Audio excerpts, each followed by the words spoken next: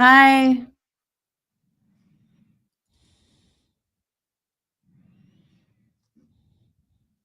Hey. Hey. I'm here. Hey. Who's in? Franklin, Miss Patty, Nicole, and Carlos so far. Yeah. Oh my God. Okay, let me pull up. All right. Free Will and Franklin coming back at you here on KP.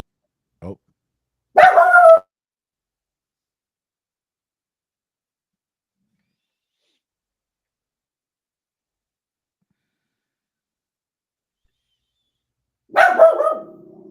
Pinocchio.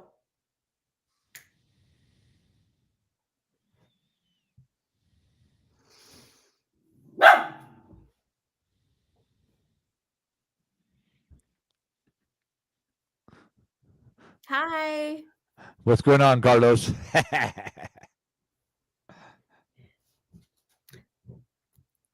Don Carlos. What happened to Freak? Oh, there he is. There. That was my video. I'm glad you got rid of it for now. There's two of me.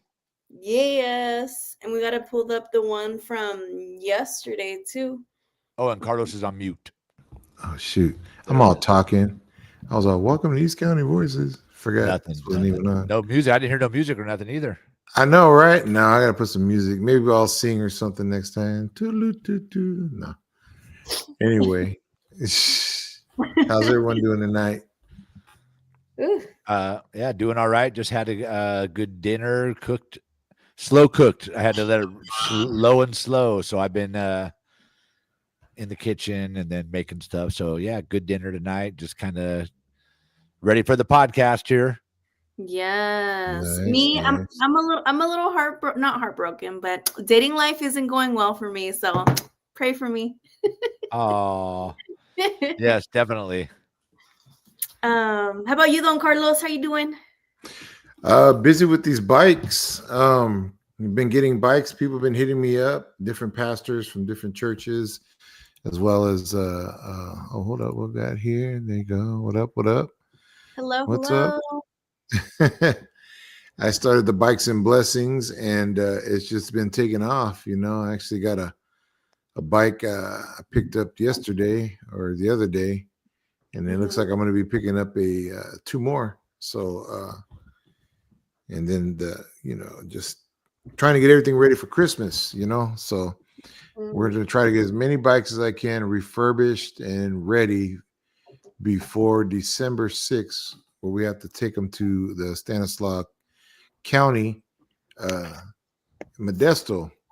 So they hit me up, and then once we get Pittsburgh Unified situated, I believe they reached out to me too, but I'll probably have to go over there this week. So we'll see what happens. But anyway, that's it with That's me. beautiful. We see you doing great things with the bike building, and for anybody out there, if you can donate, or you have a repairable bike, Don Gently, Carlos gently is the man. used, Gently gently used. used. Yeah. So I saw you all last night at the city council. Right? Oh man. Oh my goodness. And then there was a lot of new faces. I'm always inspired again by people that because it can be nerve-wracking to go up to the podium, get your thoughts together. You're in a public space, and we as like people in community and advocates, we just got to get over that fear of public speaking and fear of like retaliation, because it is, I mean, putting your name in a leadership position period puts you on a bigger platform where there are unfortunately violent and extreme people that make threats, and that's what's happened in our little city. I mean, we lived it. Yeah. Frank's been a champion of survival from the bullshit too, and just hearing you speak last night, that was just again like always inspiring, because no matter what, like our community shows up. Because what would have happened last night if our community was silent, didn't show up, no presence? What would have happened? Might have just passed some of those. They would have got their way. Yeah.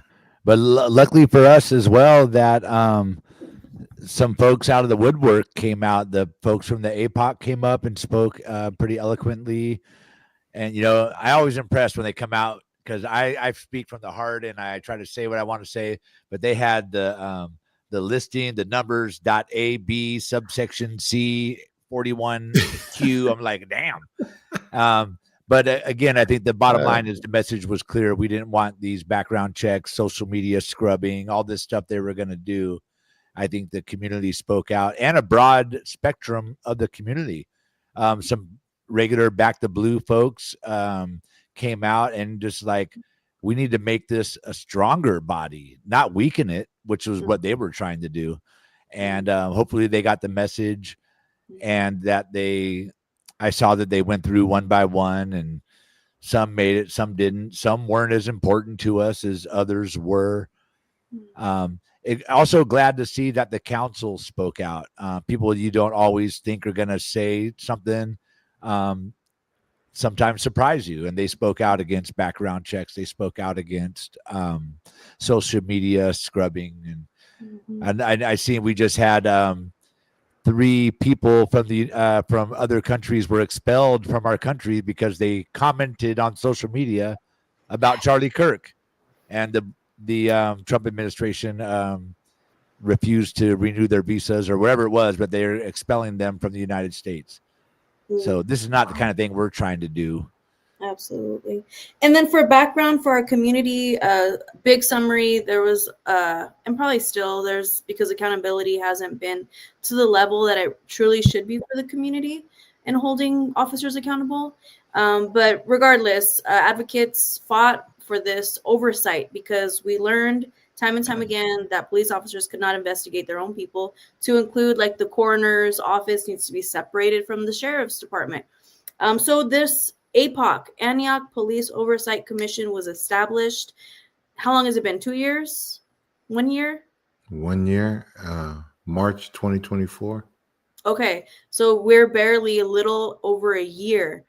And it took a lot of advocacy and the right leadership to allow this to happen, which is basic, a basic way for community to rebuild trust or have some sense of input and say in what has been historically racist, ridden, corrupt, killer, abusive officers in the Antioch Police Department.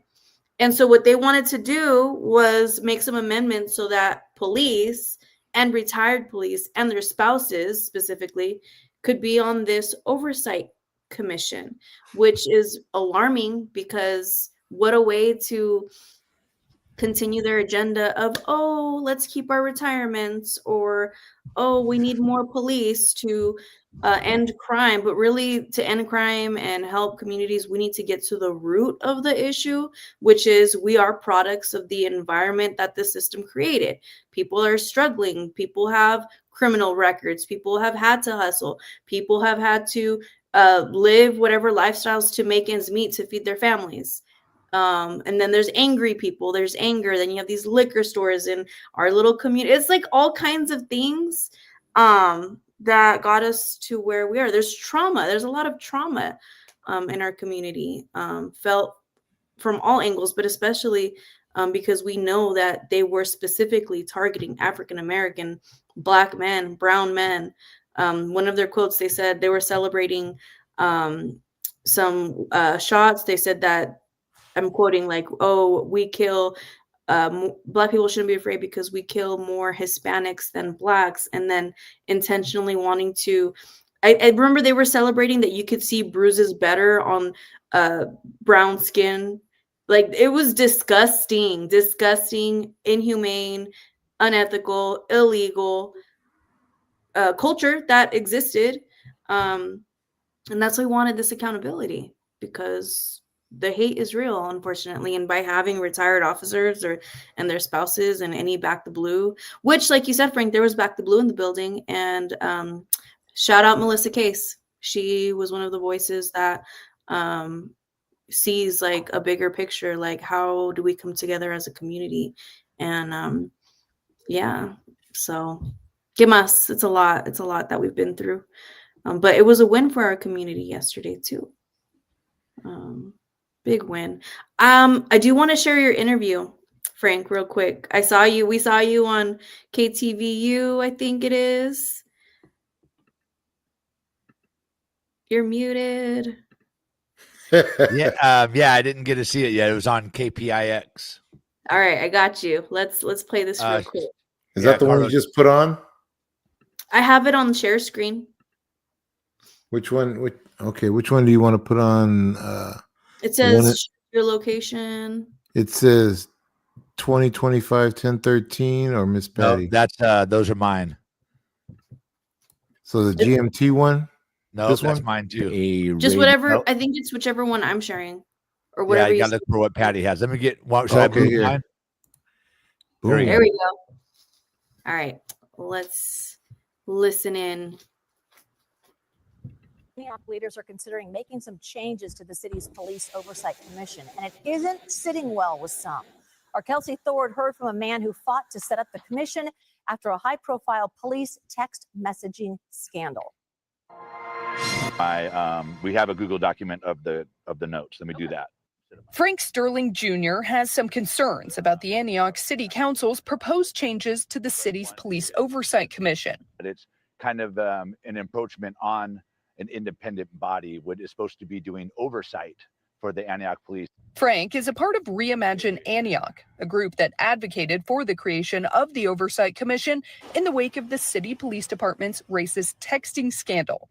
He says some of the amendments to the commission being proposed to the city council this week will not help it function better, but could hurt it. One of the amendments they're talking about, anybody that's trying to be on the board is going to have a background check. And it's kind of vague. In our opinion, there's mentions of social media and maybe someone's past, but we're trying to figure out more detail. You know, what are they looking for in their background? Are they trying to exclude somebody because they made a F the police post 2 years ago when the text message scandal was breaking out?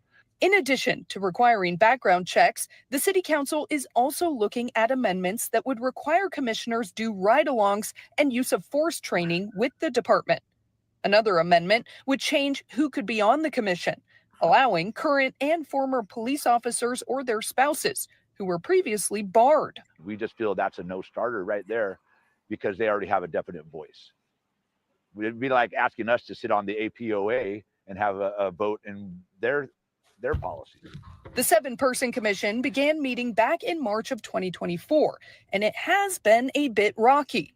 Several commissioners have resigned, including one who was voted off of the commission after not attending several of their meetings. The motion for the removal is because Commissioner Haddon has had several unexcused absences. In a statement sent to us by the City of Antioch, City Manager Bessie Marie Scott said in part, quote, "This review process is intended to strengthen the commission's structure, clarify its authority, and align with best practices in civilian oversight." Still, Frank is worried the proposed changes to the commission could compromise its independence. All he wants is an oversight body that can do what needs to be done to make sure scandals like the one that rocked the police department never happen again. I still definitely support, and I'm looking forward to them, finding their feet and doing what's right by the community after we came through this horrible scandal, which we just came through in the last couple of years, but it's been decades in the making. The city says no final decisions are expected tonight. It is a relatively new group meant to police. Hey, that's the first time I saw that yet. So, hey, thank you, Patty. Yeah, that was nice. All right. I was wondering. I didn't look it up yet. I was. Hey, Mr. Patty, you're on mute. Oh. I was saying thank you for showing up and speaking We're playing up. the mute game. We're playing the mute game. Man, that was you hit a lot of points, and in your speech too. And this was before the meeting, Tom. yeah? Okay. Yeah, that was before the meeting and the day of the meeting. Yeah. And that was kind of after our second meeting as Reimagine Antioch, kind of discussing like what do we think about this? Because we were still learning about it. I missed the meeting where they discussed this at the APOC meeting where they discussed it. I missed a couple of them. I had the COVID for a minute, and then some personal stuff in my life. So yeah, I try to attend all the APOC meetings. A lot of times there's only like 2 or 3 people there. So yeah, we need to get out there when we can, and we could have been a little bit more on top of this, but yeah, we're only human. We're doing what we can. Yeah. And if anybody else out there, feels or shares any concerns, show up, share the information. Because this would have, they for sure would have voted on that. It's kind of like during COVID when the school district, there was certain board members that are, one of them, she got fired, but they were voting for their own pay raises during COVID. And it's unethical use of power when people take advantage, when they think nobody is listening, nobody is watching. And that's where whoever recommended those amendments is wrong, because we're not going anywhere. We're posted up in Antioch, Contra Costa County, and we want to see justice and accountability through, like, to the end, till it's across the nation, and every police department has a set standard and holds every abusive person in uniform accountable. Like, they should not carry badges. Like, no, absolutely not. It's I mean, the whole reason why it started, it's got a racist history, like why even police were established to begin with, because of sundown policies, not allowing people to be out or in certain neighborhoods. It's a lot. It's so much. We have a big event coming up this November to honor our very own Frank Sterling's cousin, late Timothy Charles Lee. And that's another situation in the Concord Police Department where it was ruled a suicide. We know that police and their people investigating cannot do a thorough investigation, just like the young man that was found hung from a tree. They went through a second autopsy and they found that there was blunt force trauma to his head. Like, it's just so much that still needs to be done, but we need a lot more people to just pay attention and do what we can to speak up and be present for an overall just world, But that was a win, man. I heard there was new faces. There was those 2 guys from like Australia or something that just landed, and they said they have 400 videos of something with police locally, and it's like they were almost getting silenced throughout them trying to speak. If we could replay that. I know they were just kind of speaking in the wrong part, because I tried to help them out in the front and got them set up with the paper, and then once they started filling it out, they said they were good, and I was trying to explain. But yeah, I felt like there was a little confusion. There was definitely something going on there. I was there. I tried to talk to them and tell them that you're just one step out of the way. Coming up next is the time when they will allow you to speak. I did notice that somebody called the Angelo Quinto crisis response team. So they were suddenly in the background, hanging out in the back. So yeah, it was just kind of a weird escalation of those guys. But yeah, it was unfortunate. It sounds like they had some bad experiences, and we need to try to figure out what was going on. Absolutely. And then there was folks that came out all the way from Concord. There was Miss Mariana Moore, someone else. There was this dude with a really big beard. That was the guy from Concord. I talked to him and I mentioned Timmy's thing, and thanks for mentioning that, Patty. And we'll have to do a show on that coming up. We got a couple more weeks, but just for folks that are listening, it'll be November 2nd. I'm going with 2:30 because the time is changing that day. We usually do it at 3:30. So gathering at 2:30 and marching at 3, gathering at the Rainbow Community Center on Salvio Street. I don't have that exact address right now. I think it's 2830, something like that. But yeah, gathering 2:30, march out about 3. And Rainbow Community Center is involved this year. I got the Red Rum motorcycle crew, hopefully will be out. And some speakers, of course, to be there at the BART station. So it's the 40th anniversary, and I look forward to doing more on that. I don't want to get too into it right now because I'm not totally prepared, but The yes, Rainbow Center is right across from Todos Santos, right? yeah, it's 1 block down on Yeah. Salvio Street, and we'll start our walk there. There's places to park, and it's about a half-mile walk to the Concord BART. It takes about 45 minutes because we're moving kind of slow, maybe a half hour, 45 minutes, but yeah, so looking forward to that to honor Timmy. Absolutely. Yeah, we will dedicate a whole episode. There's a lot to talk about and uncover with that. How unjust and no thorough investigation was truly done. And for all we know, those officers probably retired, or we don't know, right? We don't know. But what we do know is that it was kind of like a cover up because there were other indicators of things that happened that night. So yeah, we'll look out for the flyers. Look out for the flyers. We shared one on our East County Voices page. Yes, beautiful flyer. Thank you, Patty. All we got to do is get another one and just add the dates. Now that I got it figured out, we'll add the date and time, and then we could redistribute it so people could know that it's 2:30, which is usually 3:30, and the sun is going to set. I think at 5 something instead of 6 something. So that's why I'm doing it. Everything shifted just an hour. So I'm just going to do it an hour earlier. Sounds good. Sounds good. ¿Qué más? ¿Qué más? What else do we have? I put my other little video in there, Carlos, because if you all know, this was Indigenous Peoples Day. It's the one with the flags, Carlos. We all gathered on Alcatraz. You want to hit it real quick? It's just a short one.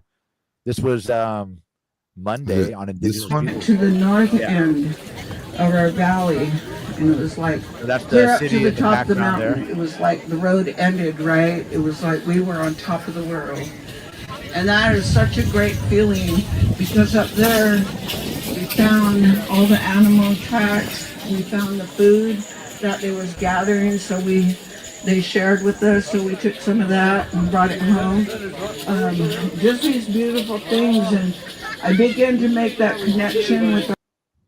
All right. Anyways, that's just a little shot of if you've never been to Alcatraz on Indigenous Peoples Day, that's kind of after the sun came up, they do a little sunrise gathering. And I mean, a sunrise, kind of a ceremony where you turn to the rising sun and they, say some prayers. But otherwise, people speak about Native issues and stuff. And it goes on from 5 a.m. to 8 a.m. And it ends with the biggest group of Aztec dancers I've ever seen go at one time in my life. Every year, it's gorgeous. I didn't catch it on film this year, but anyway, so yeah, that was Monday, and it happens again on Thanksgiving. If you ever want to get out there, tickets sell out fast, so you got to get them quick. Next one coming up Thanksgiving Day. And then that's beautiful.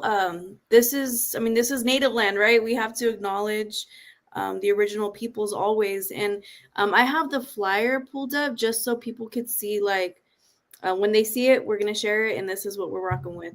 It's to reopen the case. But your cousin, he protested in Alcatraz many years ago too. No? Yeah, my aunt actually was there, and Timmy was a little baby, and that's where we got the little baby picture of his little face from the Alcatraz book, where he was kind of caught in the background, playing as a kid when the person taking the pictures was taking pictures on the island during the takeover from, like, I think it was 69 to 71. It was like 18 months, so it started in like mid or late 69 and went into 71. But yeah, so my cousin Timmy was on Alcatraz as a little guy. I'm talking like probably 5 or 6, maybe 4, 5 or 6 years old. Mm-hmm. Yeah, and that is a beautiful thing. My son's been marching and protesting with us. Hey, Raina. Oh, you want to read it? Sorry. Yeah, she said, I'm so happy everyone came out and spoke up about those attempts to the mayor and whoever tried to weaken the Antioch Police Oversight Commission ordinance so the mayor could take control. Yeah, and you know what? I'm uploading the file right now where the picture of Timmy, little Timmy, and adult Timmy. So whenever that pops up. But Miss Nicole Gardner, man, every time she speaks, I'm just so like she hits a lot of points, and I see like eye to eye with her. Like, she had a really big, important question. So like she requested, there's a public records request that wasn't a thing before, but because of advocates like Frank and many other people before me advocated to have this policy where we can do this public records request into elected officials, people in positions of power to, and that's how the police text messages, if I'm not mistaken, came out. There's a lot of different information that you can get from that. And so her request is, who the hell recommended those amendments? Who? Like, just that, I mean, like you said, Frank, there's all these APO, there's all these meetings, and a lot of times they're empty. But the police officers have a space in that chamber. They have a space to be there to speak up and share, also in the city council. And they have a whole organization, the Antioch Police Officers Association, the APOA. And a lot of them were a lot of the same people that were verbally abusive, physically throwing eggs at people, making threats, taking my military pictures, saying I was dishonorably discharged. All these, I've never seen them at a truly out of any of these. Maybe because we unmasked, took off the cloak. We are very aware of our surroundings in our community, but love is what conquers, and our fight for justice and accountability is so far all right. Besides what we truly wanted, which was officers to ultimately lose their pensions for hurting people and abusing their powers. That hasn't happened, but that'll be another. We'll see. Yeah, the world is changing, I feel like, and I don't know. I feel like they still get away with a lot, but they're also getting caught up more. So hopefully, attitudes will change. Still a lot of blind support out there.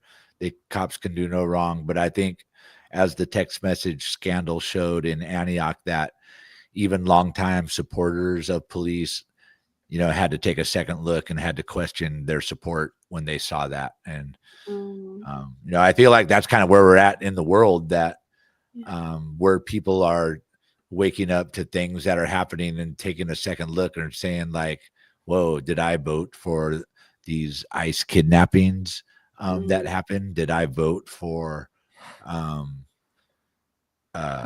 people to lose their freedom of speech, and they're changing their mind on who they voted for and why. So we'll see if that takes place in a bigger realm, like it did around the city of Antioch and the text message scandal, around the country with people, and like what's going to happen in 2028 or 2028. That's a long ways away, but yeah, I was watching a video about like these ICE agents that they're like wannabe couldn't be officers, wannabe couldn't join the military.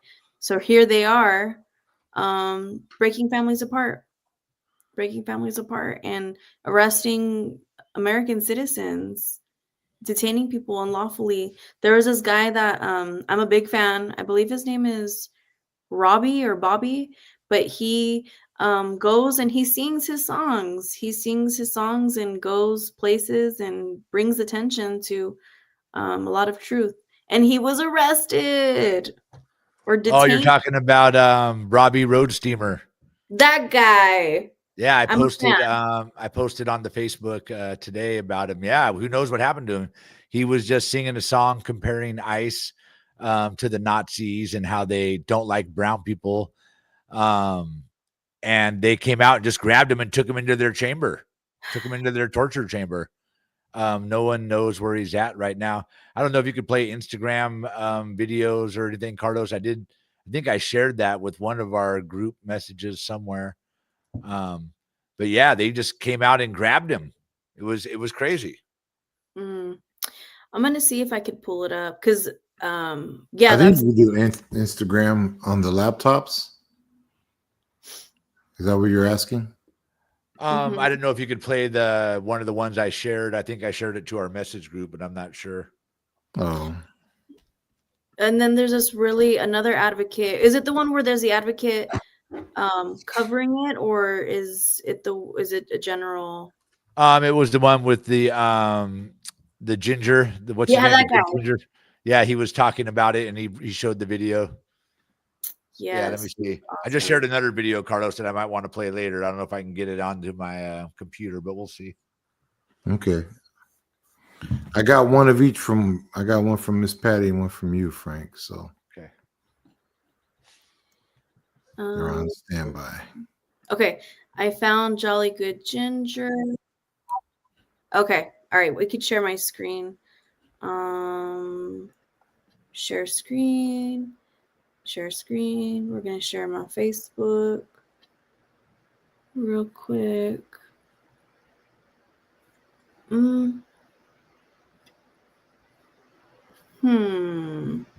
Window. There it is. Haha. All right.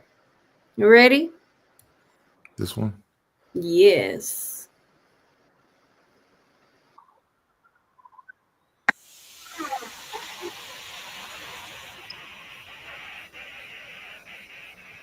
Oh, you got to unmute it.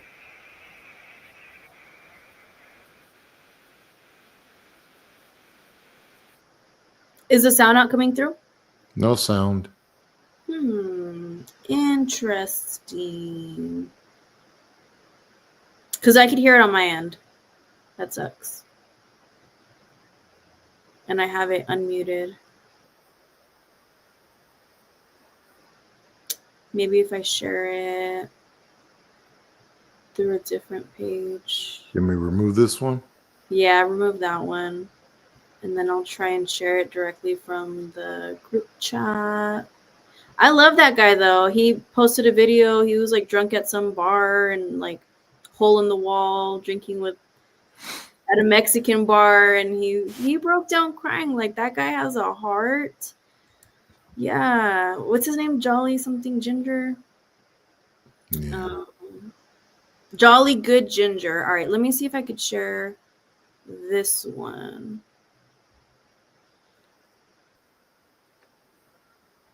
Is the sound coming through now? I don't hear nothing. Yeah. Still nothing? Okay. All right. We'll come back to that because I can hear it on my end. But anyways, yes, look up Jolly Good Ginger. Yes, he goes places. He sheds light, raises awareness, all of the above. Man, he's an ally. Shout out to all the allies in all the spaces that continue to talk about these injustices. But ultimately, yeah, he was just practicing his freedom of speech. He had a right to be there, public space. Wasn't attacking anyone, didn't have any weapons. But then when there is people with weapons, like mass shooters, they get escorted and then like taken to Burger King or whatever to get a burger. Like, where is the... I don't get it. Wake me up. Somebody wake me up because this shit's crazy. We could share Timothy's flyer too. We could save that to the end. We'll save that for the end, actually. We'll close out with that. Malad Baldwin had his heavenly birthday last week. Malad Baldwin suffered from mental health. He was beaten by the Antioch police multiple times. He suffered some kind of like head injury and physical injury that is too graphic to share, but he suffered for the rest of his life after that. And the family and his son, nieces and nephews, like, Malad will always be in spirit. But man, like, just, it's so sad. They celebrated at the upcoming, hopefully soon, the African American Holistic Wellness Hub, and we need funds for that too, because the city is dragging, and it's not because one particular person, but it's like a majority. even at the county level, like they were dragging their feet. Like, well, where is every penny going to be spent? This is like this is urgent. This isn't just, oh, we need to plan specifically. Yeah, I understand funds need to have like ethical uses, but just because many in positions of power have misused funds doesn't mean that like our community that deserves so much healing. I don't know where I heard, but someone say years of corruption, and it's not years. This is decades. This is like former police chief after police chief after police chief. Damn. Oh, we had somebody come all the way from San Francisco. Big shout out to Miss Jane that was at the city council last night too. She was texting me and just calling bullshit on the mayor and them just saying that they didn't know who recommended these crazy ass amendments to accountability. Ay. But yeah, rest in power, Malad Baldwin, and it's going to be heaven days. The record requests were made, so we'll find out soon. Okay. Yeah. Shout out to Nicole for doing that record request right then and there. She was like, can I do this or do I need to go file some paperwork? And no, they are, if I remember correctly, the attorney or whoever it was approved it. And so, yeah, we'll get to the bottom of that. And if you guys, was it me? They were starting everybody's time before they even started talking. Did you know that? Do they count it when you walk up? Or I when saw you that. first Saw start that. talking? Yeah, because they like cheated Nicole like 7 seconds and some other people too, you know? And I was like, wow. But Nicole, she was like, I called point of order and asked for, can you reset that? And they reset it. But some of them, they were cheated, but they ended up not talking that long either though. But I was watching the timers go off early. Let me ask before it starts to get too late. Did you guys want to play that video of the my interview with the lady defending the guy that got arrested at the ICE protest? Hell yeah. It's about 15 minutes long though. I didn't know if we were going to play it or not. That's cool. Yeah, let's do it. Yeah. And then which one is it? Is the one? Well, let me introduce this first, Carlos. You guys all know lately that the kidnappings have been turned up. You know, ICE got their new budget in October. People have been abducted all over the place. Chicago is going crazy. Portland's got all the animals, the frog, and everybody out there. But if you play this little clip, the one with all the people on it right there, Carlos, this is kind of one of the scenes outside the office. We'll just run a few seconds of it.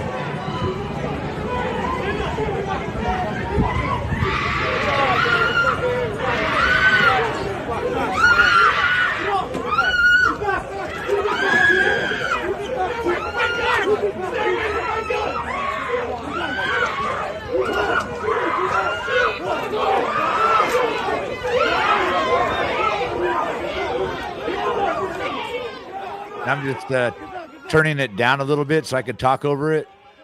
So this is kind of the scene we've seen around the country and in Concord and other places. And I'll pause it there. You can close it out. At a similar protest to this, this guy named Luis Leal. We'll have to hear it from the interview to be sure I got it right. But was arrested at a protest like this and charged with felonies of trying to remove a baton from an officer's waistband or something. So anyways, he's going through his trial this week. And I interviewed his attorney just a couple of days ago. And if you guys are interested, we could play that video and then we could talk about it. The show will be about wrapping up after that. We could talk about it, then close out with Timmy's flyer and stuff. All right. That sounds like a plan. Let's hear it. It's that gray one, Carlos, the one with the gray screen. Oh, and let me apologize now because I messed up her name at the end, and I edited the one that played on the radio, but this one's unedited. So my apologies already. But go ahead, hit it, Carlos. All right, Free Will and Franklin coming back at you here on KPFA Radio 94.1 FM and KPFA.org. And right now we're going to take it to San Francisco. And as many of our KPFA listeners know, there has been an increase in abductions of our immigrant friends and neighbors in the Bay Area since the Trump administration has started their new immigration policies. And these abductions of our friends, family, and neighbors and loved ones happening in the Bay Area around the Concord Immigration Court, the San Francisco Immigration Court, and other raids leads to their captives being taken to centers in San Francisco. In many cases, the community responds with protests at or near these sites, such as we are seeing throughout California and other states where these raids and abductions are taking place. And at times, these protests have led to violent attacks by ICE agents, IHS, and other agencies as they attempt to beat protesters back. So next, we're going to be speaking to a San Francisco deputy public defender who is actually in court defending one of these protesters today against what could be trumped up charges. We'll hear what she thinks. But joining us now is Deputy Public Defender Noha Abusamra, and she is handling a specific case, and she's going to give us the details about what's happening and what happened in court Thursday. Well, thanks for joining us, Noha. Thank you for having me. I really appreciate it. Yeah, thanks for joining us tonight. First, can you just kind of lay out your client, what happened at this time, what he's being charged with, and where is all this coming from, which, as I understand it, may be related to one of these actions near these processing centers in San Francisco? Sure. And, that is a lot. So I'm sure that it'll be more of a conversation, and feel free to interrupt me, of course. We'll Sure. start off with the charges. Mr. Leal is a 28-year-old U.S. citizen. He was born here, raised in the Bay Area. He's Mexican American, and he was protesting against the ICE abductions that we have seen. This was during the time where ICE was infiltrating Los Angeles back in June of 2025. And at that time, we had also started seeing videos of ICE abducting and kidnapping our fellow comrades and, as you stated, our friends and our neighbors from the Concord location court, as well as, harassing and intimidating our community members in San Francisco. So Mr. Leal joined a protest. A lot of people were present. And what happened is officers intimidated Mr. Leal before he even had a chance to respond to what they say was a verbal command for him to move over. I think the trial will be very telling because the intention is to show video, which is, the most raw and honest form of what happened on that day. And the video is very clear. It shows that Mr. Leal was in no way blocking San Francisco police officers. He was in no way acting as a nuisance in any way, shape, or form. There were other protesters around Mr. Leal as well. But for some reason, officers targeted him. And before he even had a chance to respond to a verbal command, these officers swarm him, push him, and another one went after him with a baton to his head and neck. And this happened, again, I really cannot emphasize how quickly this all happened. But Mr. Leal put his hands up to protect himself, acting in self-defense from getting hit with a baton as multiple officers all with their weapons, department issued weapons, surrounded him. And he was the only person that was injured as a result of this incident. And now what we're seeing are trumped up charges over prosecution. Mr. Leal spent days in jail. He missed work. He has a background in engineering. He went to college. He is a Bay Area resident. And this really derailed his livelihood. He spent days in jail. He was booked on felony charges at arraignment, where I believe that was in June, where I was present. We had to enter pleas of not guilty to a felony charge, a felony 148E. And in August, we asked the judge to reduce count 1 to a misdemeanor because the defense believed it was overly charged. And real quick, can you just tell him, I believe the 148B was removing a weapon from an officer? Correct. So Okay. I'm also just happy to exactly read the language for you.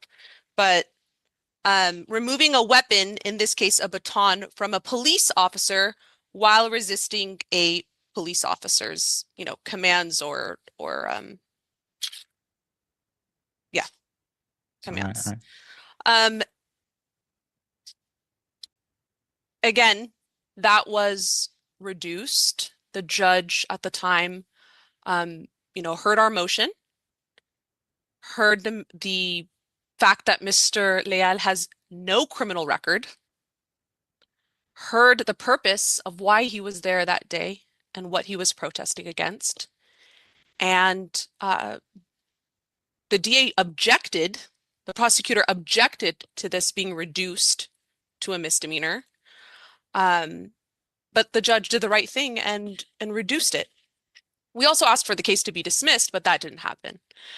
So we set it for trial on a no time waiver, and here we are today. All right. And so that's kind of what happened today. Just a little kind of quick procedural thing. We'll talk about coming up in trial. I know a lot of times people get to share more in the lead up to a trial. You don't really get to say a lot as a defendant. You're just kind of watching the process take place. And I'm kind of imagining that Mr. Leal might be eager to really be able to share information and to speak out against what's happening. Talk about what you're comfortable and okay with sharing. Not really about your plan or your strategy, but kind of, and what Mr. Leal wants to get across in his trial. So, like you said, my strategy here is I'm not going to sit and share the entire strategy of the defense, but like I stated earlier, the footage is the most honest and raw form of what we can see in court to understand what happened on the day in question. And so I believe that the body-worn camera footage speaks the truth. And thank God for the body-worn camera footage. Thank God that we have that footage. Secondly, I think, Mr. Leal has an absolute right to not testify. I can present the evidence for him. So whether he testifies or not, I think the message will come across very clearly that this was a self-defense case and that Mr. Leal faced police brutality when he was simply protesting against ICE abductions occurring in our state and in our city. I think the overall message that is clear here is that we are witnessing people get kidnapped by ICE on our streets. And the DA's office, Brooke Jenkins's office, is allegedly in the most progressive county in America, right? The DA's office prides itself with quote unquote progressive attitudes and progressive prosecution, yet is prosecuting a Mexican American US citizen for using his free speech right to protest and resist. And DA Jenkins' office is trying to chill free speech by pursuing felony charges, which are now misdemeanor charges, against these protesters in multiple cases. this is, not a standalone case. It's not, I mean, it is unique, but it's not unique in kind of the trend that we're seeing coming out of this DA's office. Well, tell us a little bit more about that, because you're not only representing Mr. Leal, but you are all working on the case of the Golden Gate 26. Talk about kind of what you're seeing, like a little more elaboration on this repression of free speech through these overchargings, through this aggressive prosecution. I think a nice way to sum them up is we're seeing a trend of political prosecution, right? It's these cases that the DA's office is sending a loud message when prosecuting, and not just prosecuting in some sort of fair fashion, but overly charged complaints that we're seeing be filed in our courthouse. So the other case, as you stated, that we're currently a part of, there's a team representing the Golden Gate Bridge protesters who were protesting genocide in Palestine. And our office represents 2 of the arrestees. I think we're seeing a lot of intersection in these prosecutions, and that our clients are just simply trying to exercise their constitutional rights to free speech. But when the DA's office and DA's offices alike in the state do not support the message, then you see a government and prosecutorial overreach. And the public defender is committed to fighting against that. It has never been more important to stand up for those who resist, for these issues surrounding ICE abductions, and of course, for Palestinians that are suffering right now a heinous and horrible genocide. Well, thank you for that. I'm so relieved. I think that's a good place to wrap it up right there, Carlos, if you're still there. Just because the rest it's good, but I think we don't want to go too long, and it'll take up the last bit of our time. But I think you're getting the message is, I lost my camera. How do I turn it back on? Here it is. I think you're seeing what I'm trying to get the message across here is that her last words there were that if you're protesting something and they don't agree with you protesting that, they're throwing the book at you and over prosecuting you. And the guy had to plead to a felony. So when someone looks back later, it don't matter if it got reduced to a misdemeanor or not. His record will show that he was charged with a felony at that time. So it's just the prosecutorial, I almost couldn't say it, overreach by them, and really putting a quash on his life for a while. They held him in jail. He missed work. Who knows? He could have had a cat or a dog at home and no one to feed. You never know. Mm-hmm. And that's all happening. I did that interview, I think, on Friday or Thursday last week. Mm-hmm. And they had a day in court, I think today. Nothing really transpired. So we'll be following this case to really see, what they're going to do about this. And I'm going to try to get it to the folks. Maybe I offered, I know we watched my news story earlier. Kelsey from KPIX, I told her about it. I'll hit up Ansar Hassan and the other folks. But yeah, this guy, he's being punished for exercising his free speech. Mm-hmm. And it happened quick. He experienced police violence. So, yeah. It's close by. It's San Francisco, Concord.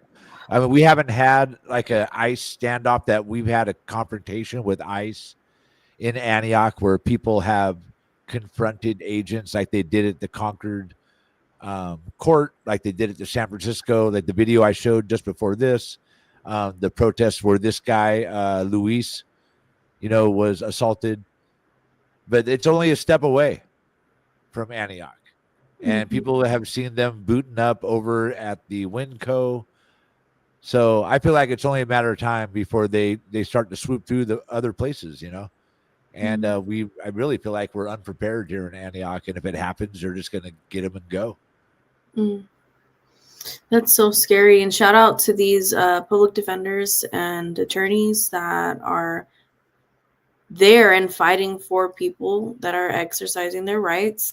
If there wasn't documentation, just like back in the day, during the civil rights marches, when they were getting assaulted, they were getting threatened, they were getting beat, there was documentation. Had there not been documentation, folks across the nation wouldn't have known what the hell was going on over there. Yeah. So, And now with the cell phone video, I feel like whether it's ICE here or the genocide in Gaza, the world is not really as much as they try to filter and censor, a lot made it through, and people are opening up their eyes. There's so many videos popping out. They held down a 15-year-old girl and put their knee on her neck in Chicago the other day. I mean, I told you last time, I think when we talked, they rappelled out of Black Hawk helicopters onto an apartment building roof. You know what I'm saying? And raided from the ground and took over a whole apartment building and arrested everybody inside. Zip-tied kids. Arrested American citizens and made them wait in the vans until they could prove they were American citizens. They used Black Hawk helicopters and rappelled on a roof. That's crazy. that is crazy. That's And crazy. part of me, as a combat veteran, I'm like, okay, maybe they're training or preparing for something, but at the cost of community despair, like no communication. Those were the words that Donald Trump used. Is Mm. that we could train in But these cities. but And- are and but at they're the doing it. cost of Of- people. Don't matter because it's the black and brown people. They're raided a whole apartment building of people of color and detained everyone. If you guys haven't seen the footage of that, you should go check it out. They literally rappelled out of helicopters, came in on the ground, and took over the whole building. And the lady, the interview that they did with this lady when they came out with the kids and zip ties, she said, "What's going on with those kids?" And the guy said, "F those kids." Yeah, they were zip tied kids. This isn't training. This is not. This is not training. Targeting communities, and no. Ideally, you would think, and if he used that, he did say that, huh? Yeah. But it's so. It's not. That's not what it is, because there would be coordination with the communities and saying, "Hey, we're going to come in and we're going to work with civilian populations," or something, some kind of a something, not traumatizing kids and families. Yeah. Absolutely not. And now there's a story. I'll try to find a link to it. I don't know if Carlos could post it somewhere. During the raid, a guy came forward, I think it was yesterday, and said that he heard a knock at his door during the raid and he didn't know what it was. So he opened the door and it wasn't the feds. It was a woman and her little girl, and they were scared and terrified, and he hid them under his bed until the raid was over. Yeah. No, that's crazy. This is traumatizing. Yeah. They're traumatizing a whole generation. But it reminds me too of Anne Frank and all of her quotes of what she was witnessing and writing about. And Yeah, that's what they were comparing it to. They were like, does this story sound familiar? Yeah. Yeah. Yeah, well, that was a lot to unpack. Thankful for you all always to just being where we can, when we can, how we can, and speaking up, because tomorrow's never promised. And as long as we can do our part to leave this world a better place than what we found it, then hey, we lived our little purpose in this little chapter of this physical world. But yeah, any other thoughts? Let's definitely share Timmy's flyer, November 2nd. We'll be sharing this out on our socials and raise awareness, and please sign the petition if you haven't already. It's a simple ask just to reopen the case, because there are work logs. There have to be call logs. There are witnesses that were interviewed. there was another lynching that happened that night, just down the street, same city. Yeah, it's crazy. And I feel like looking back at all the evidence on Timmy's case, it really, I understand why they had protests back then. I feel like I want to have them now, you know, it's like, but in the end, all their protests and all their flyers, they still just brushed it away. So yeah, it's getting a little, 40 years is getting to be like, they got to take some action. Otherwise the people are going to die out. You know, the people are going to just die and get away with it. Right now, they could still be, if they were 20, they could be 60. Right? If they were 25, they could be 65. Shit, I'm just about 55. So, you know, 35 wet. Yeah, you know, time is passing and it's not right. It's not right. So yeah, we will be there. My son said he's down. I asked him, I was like, hey, do you want to march? And he was like, yeah. I'm trying to get some of my nieces and nephews to go. They never went before. And hopefully they will go this year. Okay. Yeah. Yeah. It'll be 40 years since his passing.